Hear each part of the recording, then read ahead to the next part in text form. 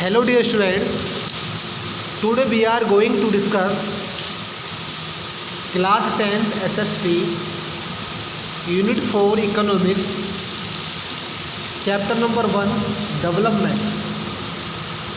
Today's topic is Test Your Progress.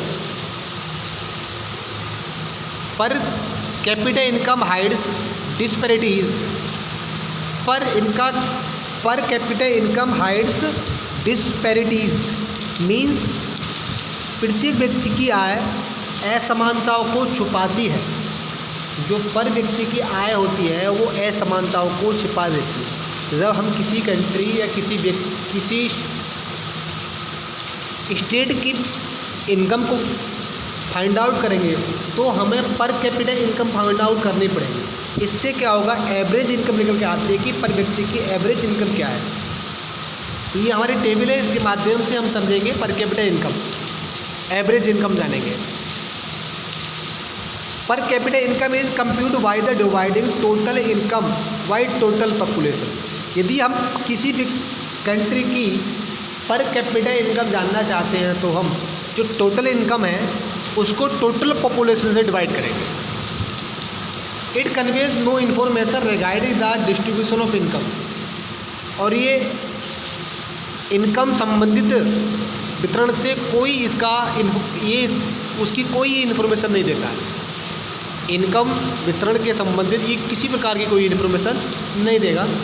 It is possible that there are great inequalities in the distribution of income. और ये संभव है that they are great inequalities in the distribution of income. और ये संभव है कि आय के वितरण में असमानता, बहुत बड़ी बड़ी असमानताएँ होती है।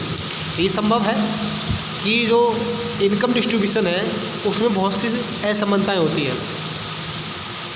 As a result large income is concentrated in the few hands. परिणाम स्वरूप लार्ज इनकम में ज़्यादा आय इज कंसंट्रेटेड इन फ्यू हैंड्स। कुछ हाथों में ज़्यादा इनकम केंद्रित होती है। And at the same time large chunk of population is living below the poverty line.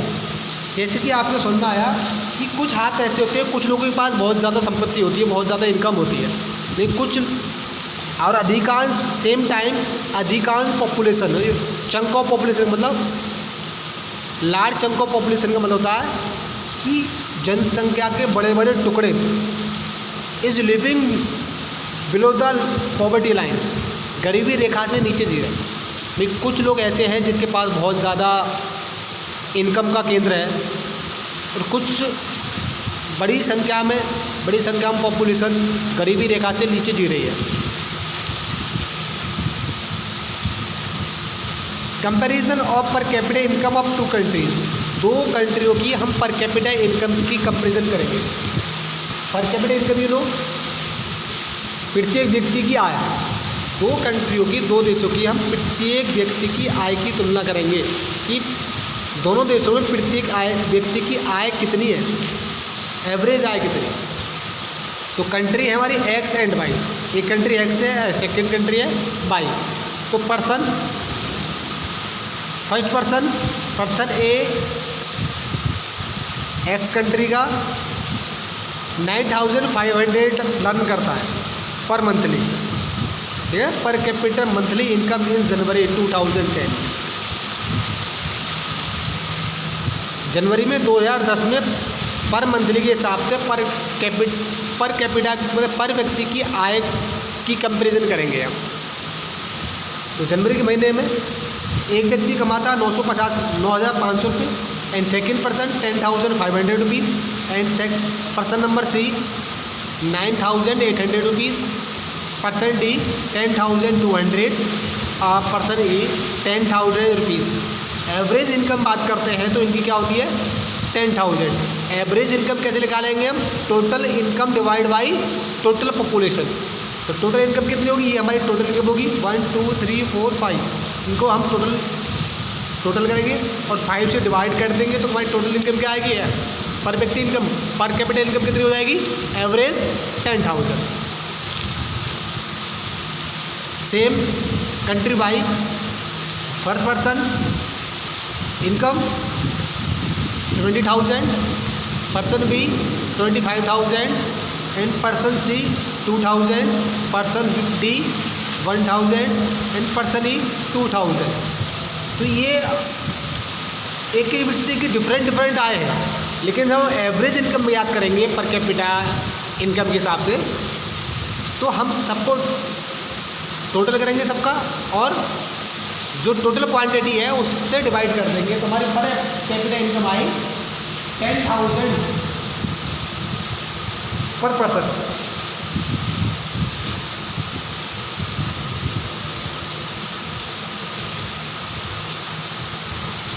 In the above table, although the average per capita income per month is both nation is the same, yet we find wide income disparities in the country by as compared to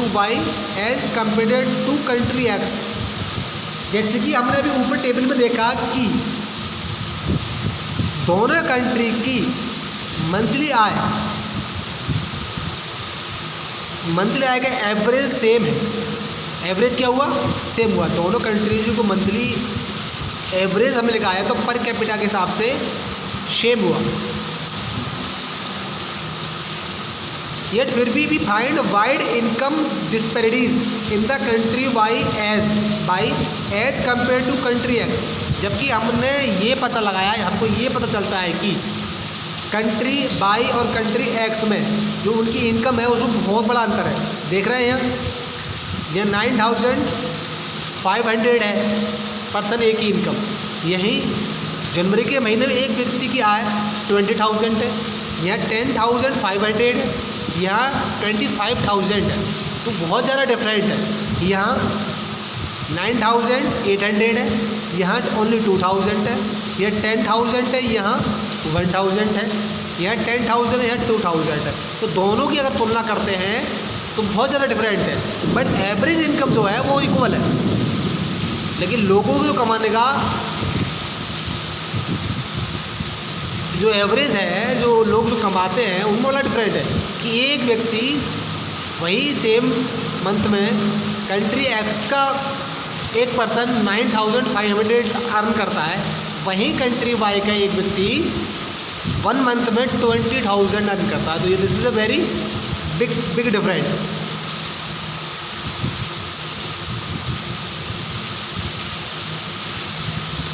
For comparing the development of the country, we take into consideration several attributes।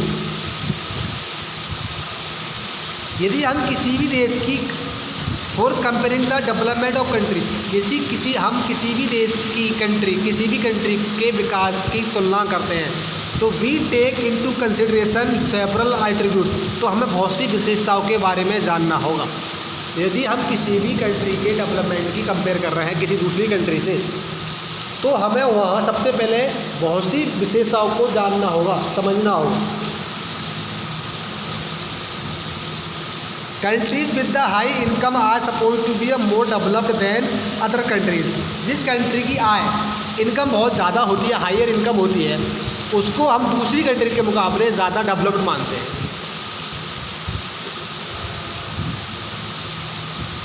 With the greater income, people should be able to get what they like।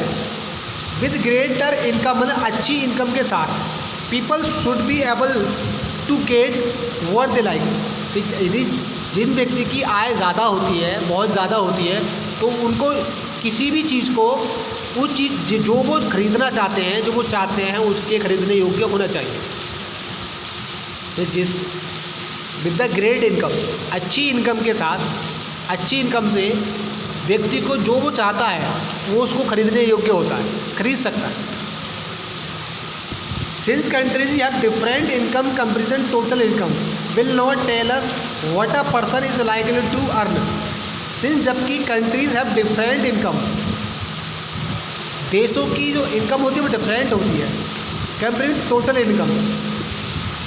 अगर total income से बात करें तो हर country की income क्या होती है, अलग अलग होती है। विल नॉट टेल अस, और हमको ये नहीं बताएगी what a person is likely to earn, कि एक व्यक्ति कितना कमाता है। ये हम टोटल इनकम की कंपेयर करें किसी दूसरी कंपनी से, मतलब दूसरी कंट्री से, कि एक कंट्री की इनकम मान लेते हैं हम 10 मिलियन है, दूसरी कंट्री की टोटल इनकम 5 मिलियन है, तो इस टोटल इनकम से हम ये जानकारी नहीं कर सकते, ये पता नहीं कर सकते कि पर व्यक्ति की इनकम क्या है। जब हम पर व्यक्ति की इनकम को फाइंड आउट करेंगे तो क्या करेंगे, हम टोटल इनकम को टोटल पॉपुलेशन से डिवाइड करेंगे, तब पर व्यक्ति की इनकम फाइंड आउट होगी।